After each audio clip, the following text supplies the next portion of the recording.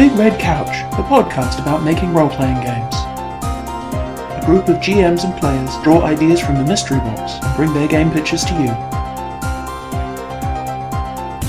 in which our heroes draw a card. Welcome, audience, to a drawing of the mystery box. From the mystery box of another random idea. Shall I? Shall you? I will do the van away. Ben is our randomising element today. Which is only appropriate, given your previous career. Yeah, I kind of was just a random number there generator for a couple of years, wasn't I? Okay. That's depressing. Okay, I believe I have only one card. Do I have only one You card? have only one card. Oh, wow. This one is one of mine. Uh-huh. Arrr! Here we be, becalmed upon this desolate siding. I was not looking forward to that one. What? We've already done all of the work. That's why. So, without the horrifying accent, Arrr! Here we be, becalmed upon this desolate siding. So, I have a good feeling about this one. Do we need to explain rail sightings in case it's a local parlance thing that may not translate to wherever our audience lives? Probably or did not. we cover that at the time? Okay. We can put links in the show notes. Let's Well, do that then. technically you already covered it there, but yeah, it's so siding in this case is rail siding rather than, say, aluminum siding. Or as sensible people call it, aluminium. Well, that's half of our audience gone. All right, I didn't know they had a mixed heritage. That's fascinating. Oh, our audience is a very diverse person. Excellent. All right, so see you in a week. Some days later, Hello everybody, welcome to the Big Red Couch. This is Kevin, Tonya? Craig. And Ben. and our topic for this week, I believe, is Arrr, here we be, becalmed on this desolate siding. In full pirate regalia and three-part harmony. Or something. Or something. Well, it's going to sound sillier if I say our topic for this week is Arrr, here we be, becalmed on this desolate siding. Well, it will if you say it C-sharp like minor. that. That's pretty good. Crap, we're keeping that, aren't we? Yeah. Totally are. We totally- So, this is the oral history of the rail pirates. A really strange idea we came up once, and I feel was kind of the protogenesis of this actual podcast. Kinda, yeah. Now that you mention it. Really? It's like a decade and a half ago, but Which con were we on the way to? I forget. we totally should have researched this. We are terrible people, because I was thinking about this. Condor 1? At a guess, it would be probably back in 2000. So it was Condor 1 or 2. Condor 1. It was a science fiction convention happening I in don't think Wellington. I went to Condor. I think it may have been Conquest 2. Hmm. It was definitely a Wellington con. Yep. Well, we could basically say Anyway. Wellington Con, late 90s, early 2000s. In which we took the train for reasons of... I Cheapness. can't help feeling it was my fault. No, it was cheapness. And Because it- I no, remember we researched plane things and said, nah, fuck it, we'll spend the entire night on a train because it'll be cool or something. I think that was your fault. That It was being your- cool was your fault. That- The distinct feeling. Oh yeah, cheapness was a factor. That does sound like me. That's why it was. I mean, to be fair, I have spent longer than a single night on a train. That was in the States. That was in a country which has flat pieces. That is true. And sleeper carriage. And sleeper carriages. Yes. For our audience, we don't have either of those things in New Zealand. Yes. New Zealand is a long section of wrinkles and has rolling stock from the 1960s. Through some spectacular scenery. Unless it's dark. If you've ever seen Lord of the Rings, looks just like that. Hobbits and shit all over the place. Yeah. Absolutely. No skull up in this bitch. Yeah, the more expensive trains have gun carriages to deal with the bigger bridges and bigger trolls. This is a true thing that we have said. So, we're earning our explicit rating for today. I Anyway, didn't even do anything that time. I'm talking to you. Oh, okay. Yeah, okay, so I have a memory of being wedged into a chair in my sleeping bag, eating an unfeasible and probably not recommended amount of dried apricots while we were waiting for the train to get started in yet another flea pit, blink and you'll miss it, village. I think that would be National Park. Was it? No, there were other stops along the way, between Auckland and National Park. There's the army base, Wairau, which is, yeah. Train don't go to Do I Wairau. go to Wairau? No. Okay. Other side of the mountains, man. I remember being really worried that somebody in question being fast asleep and the kid being bored out of their tiny little mind was going to crawl out of the train via the baggage handling area. Anyway, that was really long and rambly, wasn't it? Anyway, the idea of, well, the line, "Arr, here we be, becalmed upon this desolate siding." Someone came up with it at some point. And it kind of stuck as an idea. And then we tried to come up with a reason as to why on earth you would have Pirate would be on a train.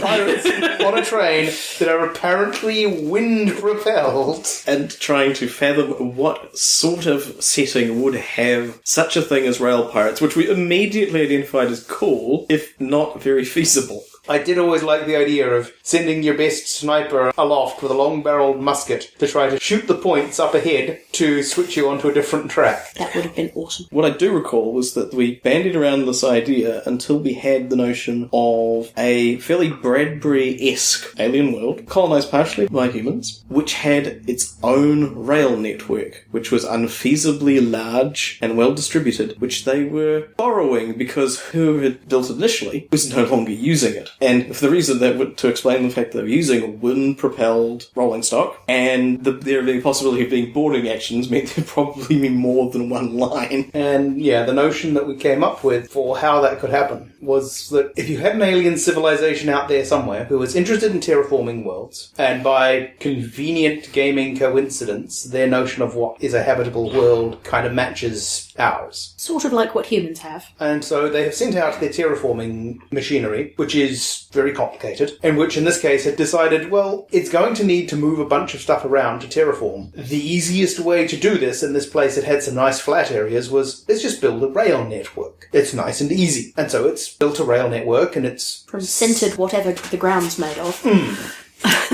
So you've potentially got obsidian rails in various places, and I have no idea how you build points, probably very carefully. Some massively over-engineered track fusing machine Comes along and builds the rail, and then they can use that to transport soil and plants and machinery for accelerating the process of let's take a rock and turn it into actual dirt. And then along comes That's called this... lichen. Pardon? I think that's called lichen. Well, yes.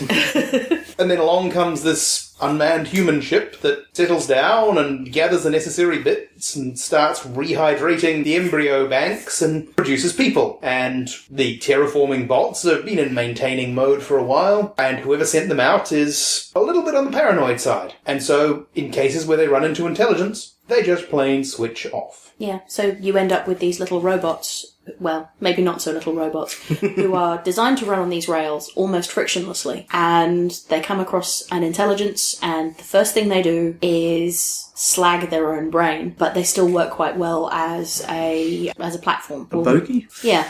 Work quite well as the wheel section of whatever you want running on rails. The assumption being that the alien species are the opposite of the berserkers. They're quite happy to go exploring, but they want people who find them to only know that the people who made these things understood basic physics. Everything else, they melt down, they burn off the serial numbers, and it could have been anyone. You can't deduce anything about where there might be other habitable planets. And they figure since they're launching these automated terraforming missions, that losing one on the basis they bumped into someone else, not a big loss. Yeah. Send out enough of them, it'll probably work out okay. And considering that they would be doing this even if they were sending their own colonising force. And for all we know, the robot terraforming has been sent by the same home world as the colonists, yes. The intelligences that are getting dried out.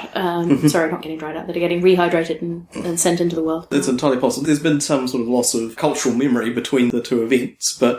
I think I figured out for the short story that Craig and I were writing, we would set it up so that the animals and bugs would be sent out, and then the humans would be sort of sleep-taught basic language, but not much more than that. Basic language and basic survival, and everything else that they would discover through a process of questioning. So if they came back to the computer and said, how do I do this thing? They'd get given 3 questions to research, and once they could answer those 3 questions, they'd already have the answer to the original Okay, question. So again, they couldn't figure out where their home planet was. So again, that same kind of paranoia. It's a double blind. Yeah. Or possibly it's 2 different double-blind cultures happening to meet. But no one will ever know. Presumably that you build in a secret handshake on some level, because otherwise you might end up at war with your own descendants. But that's never happened before. True. I don't know. I mean, it takes so long to get between stars. Would it matter? And you're sending out a colony ship. By the time they land, your culture is going to be so unutterably different. Your biology may be different. It's Your true. biology may be different. It's like, Yeah. I always had the impression that it was a kind of a deserty sort of environment, just from... Because it would look really good on a book cover. Yes, the whole Desolation Road. Oh, yeah. Was it something McDonald? Ian MacDonald. Ian MacDonald. That's a good story. So there's so that kind of thing. And that also had the trains traversing Mars driven by gigantic fusion reactors. That was kind of awesome. Because if you can put a reactor on a vehicle relatively safely, that thing will run a good long while. and move a lot of things. Oh, yes. It doesn't even have to be that fast. But In fact, it's probably best that it isn't, particularly if you've set it up so that it's just chuntering around on its circuit. So if you've got it set up so that people can just kind of match speeds at a brisk walk, put their shit on it and climb aboard. Yep.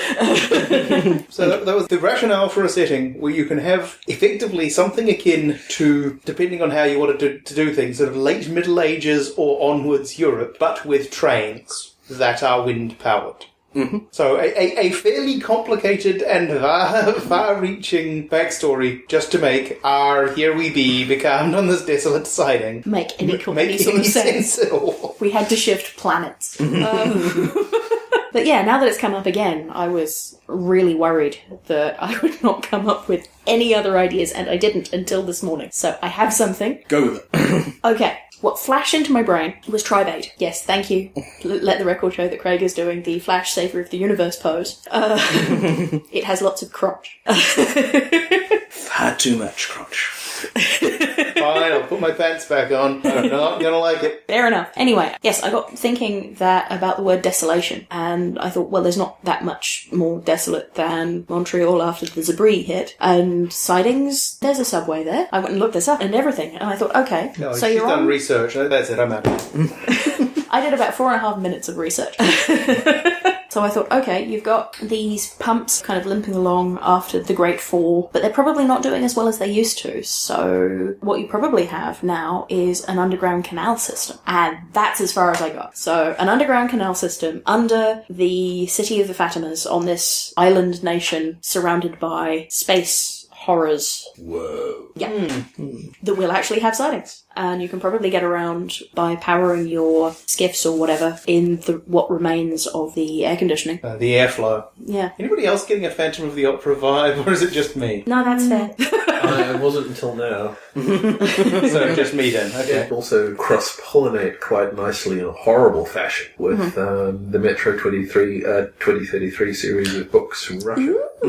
Being a post-apocalypse setting where the bomb has gone off and so the surface is radioactive and so you've got people living in these colonies where the closest thing to cities are the rail platforms and trekking back and forth underneath them as mutants and monsters roam the tunnels. It is really Russian. That does kind of sound a bit romantically depressing, I think is the phrase I'm looking for. Russian! Yes. Dark, bleak, everybody dies at end. So, Like you know, Tetris. The blocks, they keep coming. So if you take that idea and riff on it with the whole tribate thing, that actually gets worse, because you've got more context for otherworldly horrors and all sorts of spooky stuff. That would be really cool. Cool. Yeah, I have no idea what the players would be doing in this setting, because I've never been able to think of an idea for tribate that actually takes place within the realm of the Fatimas. The only ideas I've ever had have been about venturing outwards into the world. Well, I think you could do that. Because if you've got these people who are outcasts from the city of the Fatimas that I can't remember what it's called, and you've got this whole canal network, exploring the canal network as a way of trading between cities and bringing in resources and things of claiming this new niche could be staggeringly cool. What, you think the tech people are using that as a place to be while still being close to the rest of humanity? Exactly. You know, if you've got the outcasts who are Tribe 8 uncovering this completely never heard of realm that has been heard of by the keepers of technology and all sorts of other nasty things down in the dark as well. It's just, that would be really neat. Do you trade? Do you explore? Do you what the hell? Are you going to be accused of consorting with eldritch powers by Fatimas? Answer, yes. That was given anyone. Yeah. That's a really cool start. Actually, what I'd be more worried about is being accused of being a new toy by the child Fatima. But Well, yeah. Anyway, that's cool. You wouldn't have to stick with the tri-bait thing as well. There are many cities with an underground. that is true. There are many different ways that you can make the surface uninhabitable. Also true. Yeah, I actually wonder how that would change things. Just the different cultures available. Okay, you've got these people who used to be French-Canadian or Weimarie, but if you take that same idea to other cities, how does that change things? I don't know. Anyway, who's next? Did anyone else have an idea? I had some ideas. Yay! I had several that are all similarly undeveloped because it seems to be just what I do. The first thing that occurred to me was leaping sideways completely from the original concept, because that also seems to be something that I do, and going in with diaspora or something else for a space trading context where you have lanes between systems that can be mapped. And the whole situation of what happens if you're one of the first people to realize that that map can change. Ooh. So you're traveling between places, and then the section that you're on becomes a siding. Okay. What do you do? So you have nodes that you're travelling between in faster than light space, whatever that turns out to be? Yep. And sometimes nodes move or vanish? Apparently. It's not in the system, but why the hell not? Sure.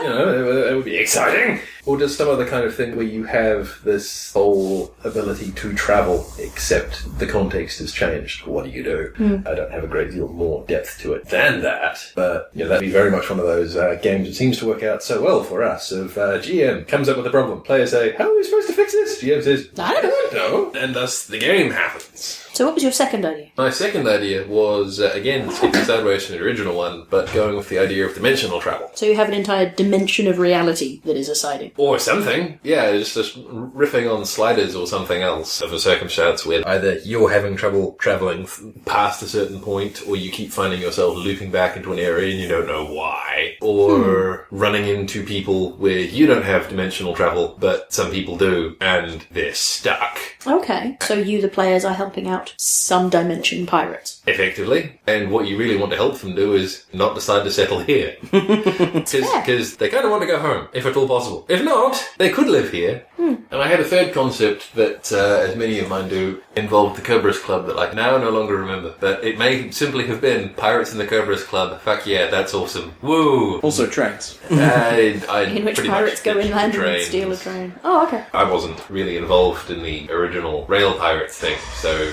you talked about it and it was a very cool setting, but the trains wasn't the bit that sunk in for me. Fair enough. So if the rest of the Kerberos Club idea occurs to me, I can bring it up later. Or you can put it in comments on the site. Or I can put it in comments on the site. Yes, that we have the site. The site is up. Works. It's awesome. And by the time anybody hears this, will have been up for months.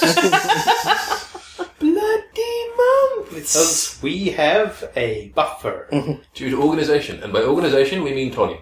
Yes. You're an No, organisation. because I don't touch the web end at all. No, but you're the only one who That is sounds actually doing any work. Really? Yes. No. Yes. Yeah. I'm totoing around with the editing, but that's it. Yes. You see, Real work. what happens is if you stop editing, Yeah. we pod fail. If any of the rest of us dies and gets No hit by a pressure. bus, Which is most likely in my case. True. We'd have more to talk about, and we'd get your stuff. we So are expendable, so we have to.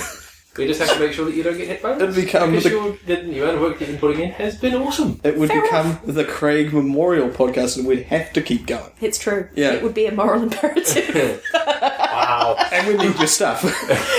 And you get my stuff. I see. Yeah, I mean, I think we just got written out of his will, dude. Yeah.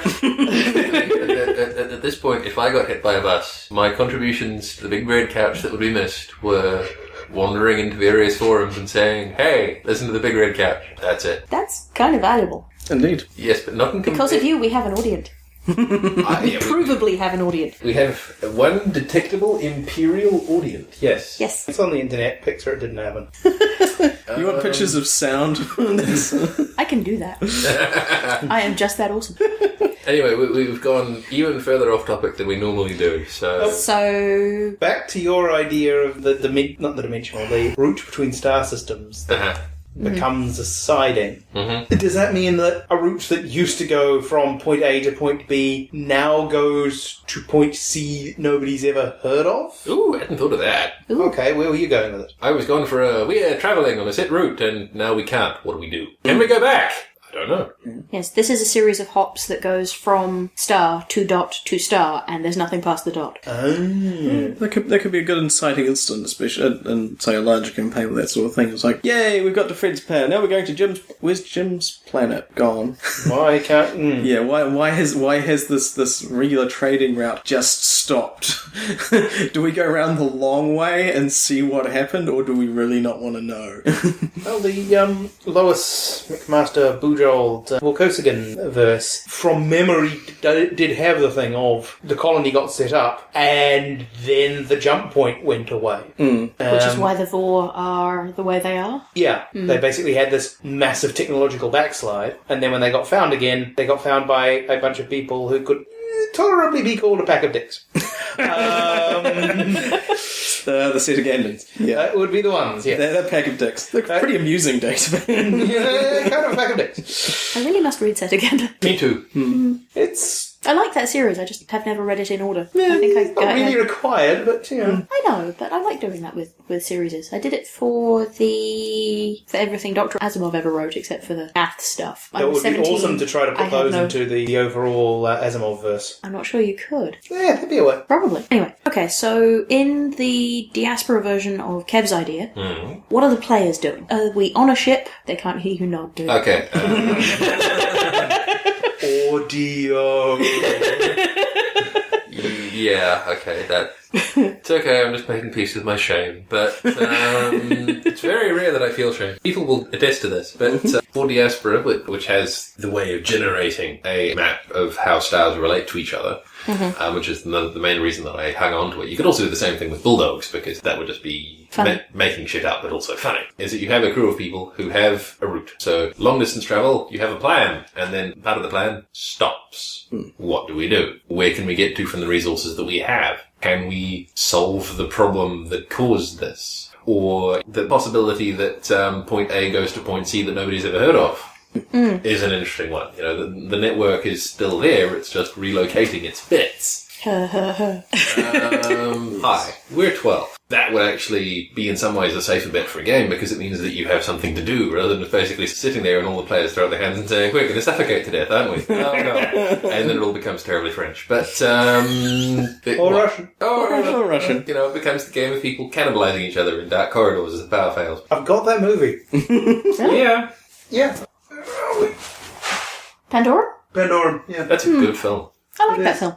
Oh, there it is. I haven't seen it yet. Not to be watched when you're in the house alone at night. Or depressed. Particularly if you're in a house that makes noises. It is sitting right between Avatar and The Men Who Stare at Goats. That would be a weird triple feature. That would be a weird mashup. The Men Who Stare at Cannibalistic Blue Goats. Yes. On a space trip. There's no way you can mash that up and it's not going to be entertaining. I think I can prove this with science. Note, no actual science available to Kevin's. That's not true. I have a framework of things that I think are science. Note, actually true. Anyway. Please continue, Dr. Kev. I've lost my train of thought now. It's on a desolate siding. Yeah, well done. That's how I roll. Yeah. So winding up somewhere else would give people something to do, because it means that the default is, and you pop out of hyperspace or wormhole or who the hell knows, and you're not where you're supposed to be. Okay. No. Except we don't want it to be Star Trek Voyager, because that was shit. So that idea, but nice. Okay, so we assume... Spoilers. No, that's not a spoiler. You can watch the pilot and say this sucks. That's reasonably clear. Complaints to Dr. Kim. I watched the entire first season of Voyager in one day. Okay, were you sick or high? Afterwards, yes. Heavily medicated?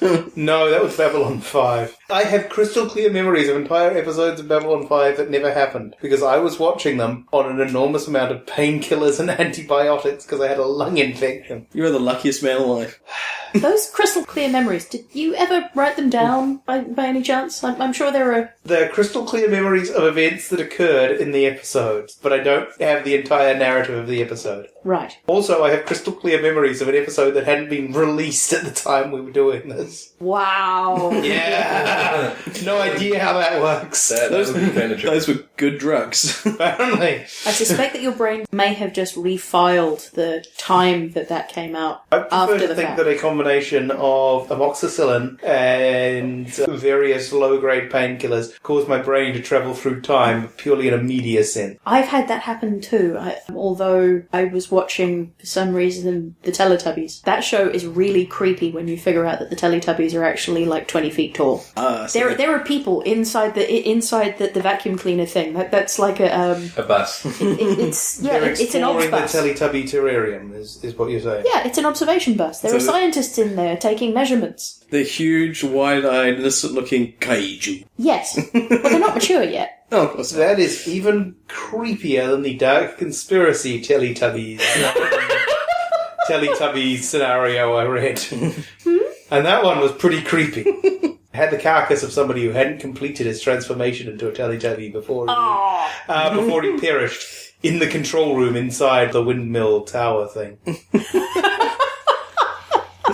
Anyway. Yeah, okay. Anyway, moving on. Oh, I thought of another idea for this whole concept. We knew that was going to happen. That's why. Yeah. One of the conceits in Eclipse Phase as a setting is basically there's a Stargate network, except the Stargate network was made by crazy, insane AIs who we don't understand and who wiped out most of the civilization, and we don't know why they built them. We think it was them. If it's not them, we're also very concerned because somebody else is doing weird and scary stuff. But there are people who explore these, explore this network, and so you just have a situation of again like dystopian Stargate. If you go through a gate, hey, we made some notes, we found all sorts of things. Let's go home. This isn't home. This is a totally different place. Right, so lost in the Stargate network. getting lost in a one-way network. Yeah. My god, it's Stargate Infinity. Only not shit. Well, there was a thing in Stargate, the first series, where, was it Ernest Littlefield? Got stuck on a planet because he couldn't get back because he couldn't charge the gate and dial manually by himself? Yeah. Yep. Yeah, that kind of counts. That's true. So basically, any kind of game with travel in it, where that travel could be disrupted in an interesting fashion, leading to exploration or problem solving, would work for this. Okay, so you've got as far as getting lots of ideas to start from, but haven't No. figured out a thing for players to do specifically. Well, Although if the travel network's been disrupted, I suppose the players are at least primarily trying to figure out how to go home. that's kind of the core thing. Or helping somebody else do the same thing and the Yeah. other way around.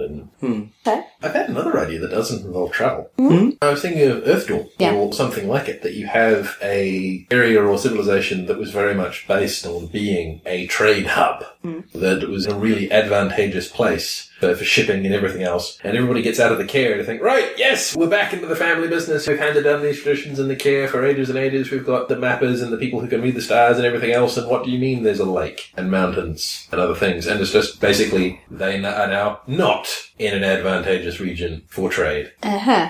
Geography What has do moved we on. do? Yeah. We have a very specific, awesome skill set. That is not building boats.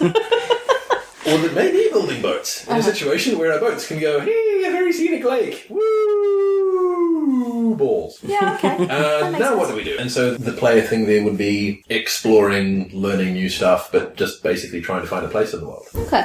Wait, didn't we play in that game? Yes, now that we mention it, although we played the comedy version. That is very true. We were the Regrettables. It was awesome. Yes. And mostly Tamsin's fault. How was it Tamsin's fault? I think the rest She of was us... very regrettable. the rest of us at least had a share in that, Oh, sure. that's true. What I came up with was noticing that it really doesn't take much of a shift in accent to take, "Arr, here we be, Becalmed on this desolate siding," and with a slight twist in accent, you can put it in kind of, Somerset. rural Somerset. Yeah. "Arr, here we be, Becalmed on this desolate siding." And then I tried to come up with something that actually made that interesting, and Explain how. well, I eventually went with Mars. Specifically, it's a bit Bradbury-esque. People farming and agricultural life on Mars. Transporting things by the canals. Okay. I'm not 100% sure what the characters would do. I just have the notion that you've got this huge irrigation project, presumably. Irrigation and transportation project that are the canals of Mars. Mm-hmm. Big things, stretch thousands of miles. Visible from space. Visible from space, visible from another planet. In the 17th century. Indeed. That should have been a tip-off. They've all been filled in now. You've got these canals. They're perfect for transporting stuff. Uh-huh. You've got the actually fairly strong winds of Mars. Perfect for powering stuff. Uh-huh. The siding in this case, rather than being a rail siding, is just some little slip canal that possibly went to irrigate something important once. And it doesn't anymore. Maybe it's silting up. That could be an issue. It could be. Particularly if it's a legacy network from the old Barsumians. Indeed. So to a great extent, this would probably work as a Space 1889 game, now that I think of it. Yes. On the grounds that It's why I said Barsum. the game already exists out there. It's not like you have to do much work. They also have Liftwood and other crazy things, so Well, being yeah, becalmed is kind of a trick. Well, if you're travelling by water, Liftwood's presumably expensive and hard to keep hold of. I do wonder what happens to the liftwood chip. Presumably you put a big net above your your shipyard or something. Tarpaulin or something. So you can have MDF bookshelves that fly. Or at least are very easy to move around. Yeah. That would be awesome. I'm actually wondering if that enables you to print much larger books. You've got pulped liftwood mixed in with your other pulp. Oh, nice. And you've got these huge books that you can just kind of perch in space in front of you. So it's a combination of book and coffee table if you just close it and leave it hovering there. Yeah, basically. Flying carpets made of paper. Big thumbs up. Okay, yes, they can't hear the thumbs up. Okay, I like this plan. Nor could they hear the I have done an awesome thing expression. Cheesy grin thing, yes. Yeah. I like the floating books, actually. That would be pretty good. I'm looking to invest in some more PDF version of role-playing games shortly, if I can sort of pick a tablet or something that'll be useful for them. But recent purchases, things like the Dresden Files, I can't actually read the Dresden Files books for more than 30 minutes because I start getting dents in my limbs. They are quite substantial tomes. So possibly we need to move or get you a old style book stand lectern. Something you can balance on the cats. That won't work. No, They are too wiggly. if you put it on an angle, then at least the little buggers won't go to sleep on it too often. Yes. Actually, the Dresden Files might be useful for the whole concept of the Never Never and the fact that distances in the Never Never realms don't remain consistent, so that you could have people who've been lost for a really long time. Actually, yeah, because you have temporal sightings in the Never Never, so you can have people who just kind of stepped away 5 minutes ago, as far as they're concerned, Yeah. and have been stuck in a bubble of slow time for. I just got back. What happened? The 80s. Nope. Yeah. I like the Martian Canal ideas as well. Yay! Yeah, these are all games I would really like to play in, because a game where somebody is becalmed in a desolate siding in the canals of Barsum, I'm assuming the players are either on the canal boat or just passing by. And shifting the thing against current or something, or against the wind, I can see being a good enough problem for a two-shot, maybe. Particularly if you're in a rough area. Or if you use it as the introduction to a scenario that you've got. You've got a canal boat, they're taking it down a siding that they've used thousands of times before. It's this little connector that runs between two of the major canals, and it shaves 5 or 6 days off the route, and things are going fine, and then the wind drops. And the current stops. And even though it's a side canal, it's just a little too wide to have people on the edges legging it. Or maybe there's a reason why you can't. I mean, if you wanted to do it as an adventure scenario, it's the perfect opportunity for disgruntled Martians. Absolutely. Disgruntled plains Martians who would like a word with you vis-a-vis crop rotation and hunting. How these are heretical concepts. Well, how you're doing it all over their grounds. Yeah. Maybe. Yeah, that actually does sound like a game I would really want to play. Similarly, getting lost either in the Never Never or getting lost in a backwater of space between jump sites. I can see that being a really good seed for something to happen, but you would need another game as a bolt-on. I was thinking that if you take the concept and flip it around in the Dresden Files, then you have a situation where a wide variety of supernatural forces are going to get really pissed off with you in a potentially fatal fashion if you blow the cover of magic in a particular fashion. So what what do you do with a shipload of pirates who are hard enough to have managed to survive, from their perspective, a couple of months in the Never Never, from your perspective, a couple of 100 years? What Holy do you shit. do with Who have just sailed into the harbour at New Amsterdam and wonder what those big shiny buildings are. But they look lootable to them! Or, option one, they look lootable, or B, they just want to go home. Where's home? Where will take them? Where will take them in a way that won't get noticed and that won't get your head taken off? Yeah. Or even if they're not pulling into New Amsterdam, if they're pulling into Barbados. Oh. Yes. Oh, Martin. Yeah, that would be awesome. Yay! Do we have anything else? Yeah. I'm still intrigued to actually explore the original Rail Pirate setting. I mean, you guys were talking about writing short stories even? Short stories was initially where we were going, yeah. But the idea of having, like, struggling communities next to these literally space-aged rail services, or at least the potential for space-aged rail services, and even having a tale that takes a small community through running wind-powered things across the sails and moving up to actually putting a steam boiler on top of them, make a real train. Absolutely. And the idea of having, like, say, the civilizations spring up around switching yards rather than river deltas. And because the idea of setting people with limited access to a resource of culture and technology that they have to poke at to figure out what's going on. That sounds like a sociologist's experiment almost. It's like, what happens if we make humans try and rebuild their own civilization from scratch? What happens with that? We'll never find out. It's going to be a great experiment. Yeah, part of the idea behind the sort of the question-asking oracle Some sort was of question-asking guy. the question-asking machine, yes. Zark or the Invader reference there. No one is going to get that. We'll link it. Yeah. That's what show notes are for. Part of the idea was that if you couldn't sort of thaw out or build enough people in the beginning to keep a modern civilization running, odds are, effectively, they're not going to be able to build up enough infrastructure before things start to fall apart.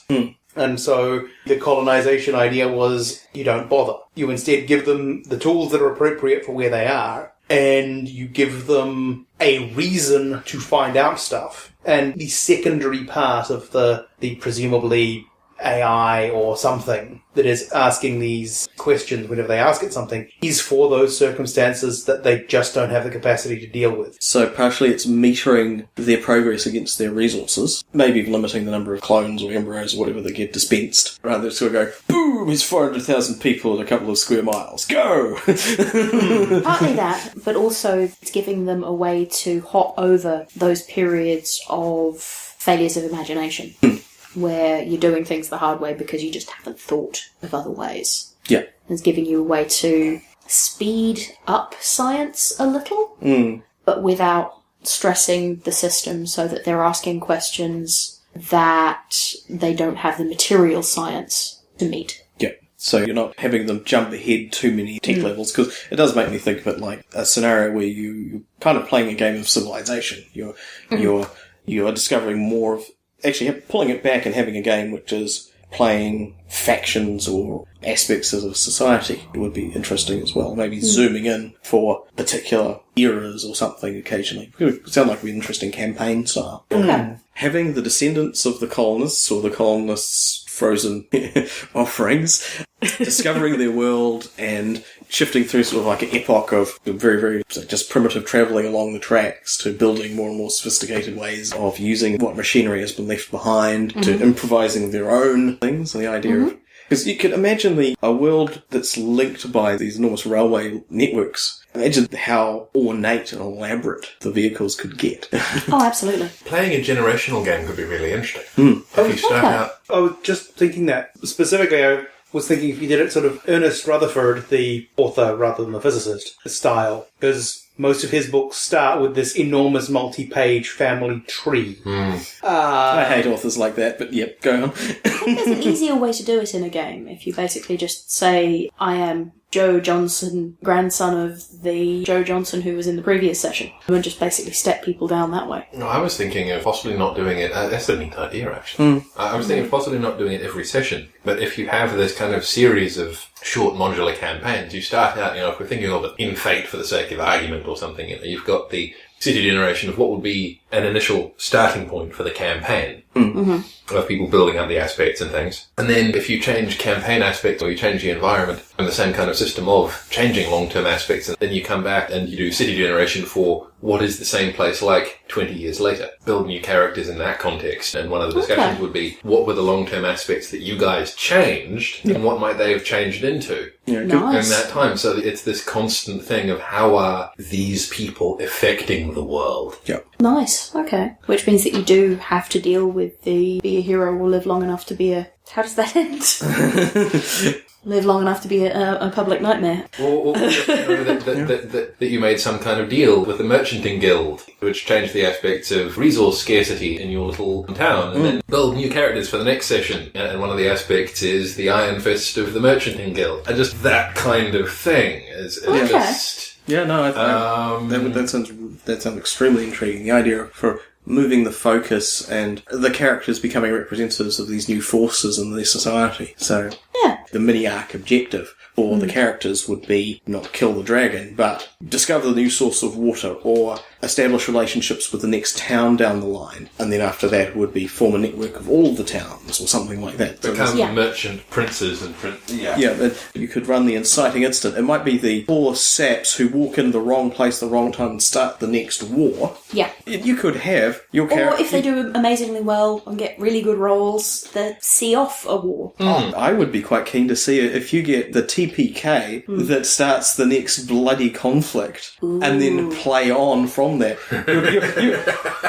Those guys are fucked. History happened to them. But then you get to go, well, the game's not over because, well, the world didn't end. The universe keeps turning. The universe keeps turning. No, that's kind of neat. With the city generation framework, it would be people collaboratively spitballing interesting extrapolations of where we ended that we would like to deal with and find interesting now. And, you know, I was thinking that the whole Legend of Korra series was kind of an example of that, of what would be an interesting setting, an interesting set of problems to be dealing with after the end of Avatar: The Last Airbender. And you've got this whole... Add 30 years of infighting and people. But also technological development. And technological development and what happens. Yeah, okay. It was kind of cool that they went, there was a golden age, you missed it. Yeah. No, things are starting to settle down on the other side, and the mob's taken over, and industry depends on benders, so people who aren't benders are disposable. And make each step a sort of collaborative decision about where you're going to go. Simultaneously gets rid of the temptation for someone to write a chronology of how the world is going to be and how the players will absolutely not ever affect it except watch from a distance, or the daunting prospect of even trying to do that.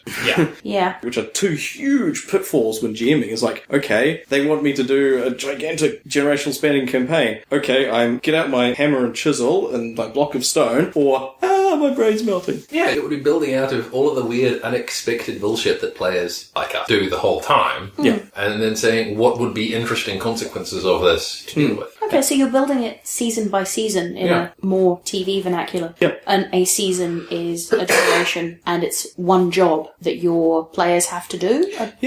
This is starting to feel like a campaign for life. That your players come in and they never leave. It strongly depends on how high you had the time dilation turned up. True. I mean, if it's like the Falling to Apotheosis episode of Babylon 5, it's like, blink, we're all energy beings now, boring, or where you actually go from generation to generation, literally. Some of the players playing descendants of their previous characters, or... Again, I think particularly in a fatey sort of background, you can leave that up to the players. It's like, okay, we'll either roll a dice to see how many years have gone past, or how long do you think it would take for the things that you did to bake properly? I think it's very much that I think it would probably work best with a sort of troop play thing. Sometimes it's like, we're going out of an era of political manoeuvring and machination into an era of balls-out war. One GM may like that better, or may be better suited to that. Somebody may want to play in that sort of thing. The idea that having it pretty much everything dealt open hand and dealing with the relationships between the characters and how they affect the world, rather than the GM has this huge pile of secrets that they're doling out slowly. That could be really interesting. And it's just the idea of having that all, like, cooked together in a big pot kind of thing, and the players, by the way that they use the aspects of their characters and that the characters are interested in, say, this is the stuff we think is cool, this is what we are trying to accomplish as a group, and the impact of the interaction with the story the GM comes up with turns into the next game. So every time you're partially refining and expanding on the theme of the campaign, the ideas that you're bringing up, and the direction of the world, which is probably applicable to any role-playing game on some level, unless you are really by the book. GMs listen to feedback. GMs steal wholesale theories that players come up with.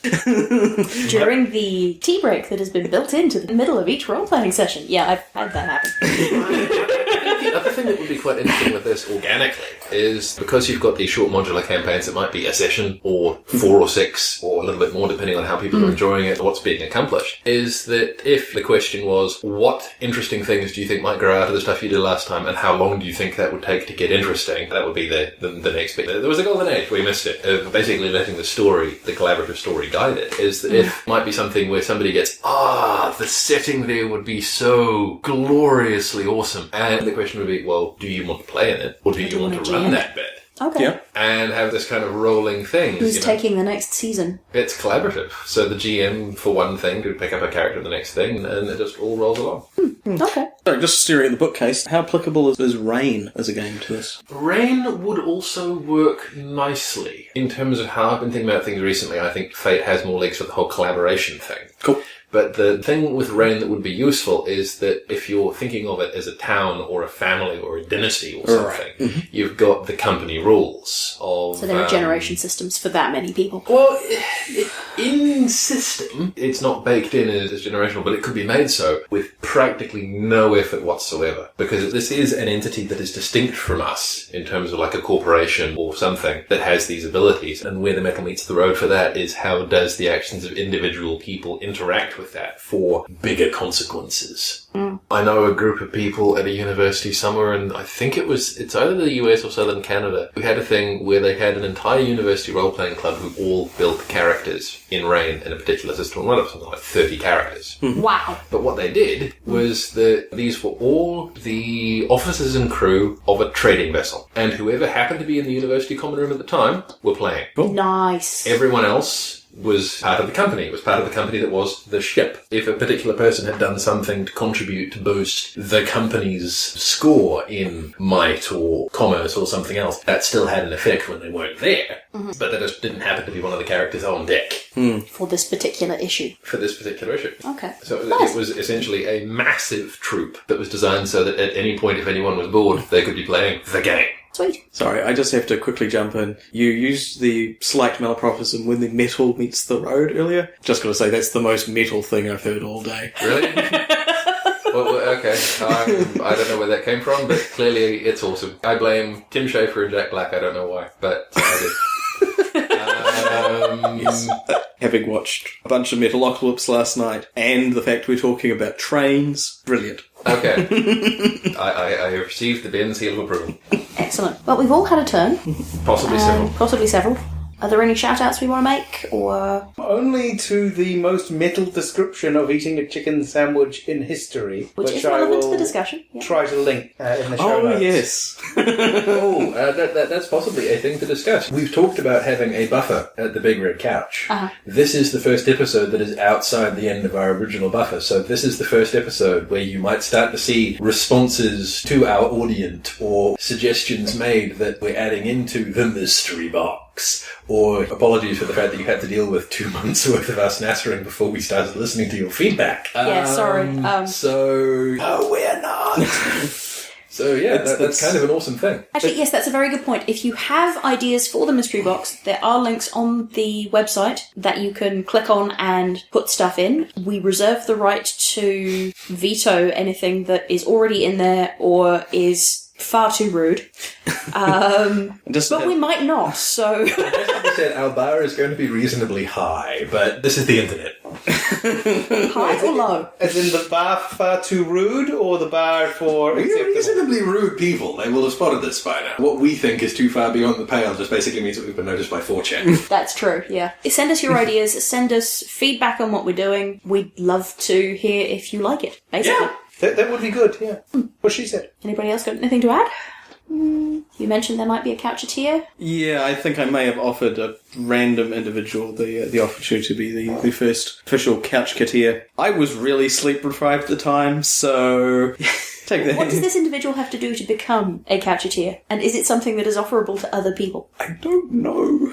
Can't remember. I think it's one of those things where if you decide you're a coucheteer, you're a probably are. coucheteer. Yeah. I was in you all along. On the basis of that, I have already come up with a theme song. Mm-hmm. However, on the basis of the litigious nature of certain very large mouse-based entertainment companies, there's no way in hell we're putting that on the air. Well, we don't have to sing I'm sure it, you but can figure it out. B-I-G Gee, we hope you liked the episode. C-O-U? Yeah, there's an extra word in there, remember? Is that? Oh yeah, R-E-D. And that's the other reason why it's never going to be on the episode. Because we're crap. And with that, should we close out this rambling monstrosity of an episode? Yes. And its multi-generational campaigns. And Indeed, we are in fact the descendants of the people who started this particular episode of the podcast. Back in the old days when there was laughter. that explains why my hair has grown. And with that, we'll see you next week. Or 2 weeks. At some point. Next time is safe. It's always true. In the future events like these will affect us. Also, if we say next time, it saves us from pod fading. He's right, you know. Bye-bye. Goodbye. Bye-bye. Hello, listener. Craig here, just with a quick announcement about the RPG Podcast Listeners Survey. This runs for the entirety of June. I'm going to put a link in the show notes. And the purpose of it is to gather data on tabletop RPG podcast listeners, their listening habits, and their gaming habits. It'd be entirely awesome if you went, checked it out, filled out the survey. Thanks very much. Next time on the Big Red Couch. We can't tell. Dude, okay. Mecha Corps receives demobilization orders. That's Ben's fault. Want to hear more of our shenanigans? Then go to hoarde.net and click on the button that looks like a couch. The Big Red Couch is released under Attribution, Non-Commercial, Share-alike 3.0 Unported from CreativeCommons.org. All music on the show comes from the album Universal Fluff Theory by Krakatoa. Visit them at krakatoa.com or follow the link from our page. See you next time!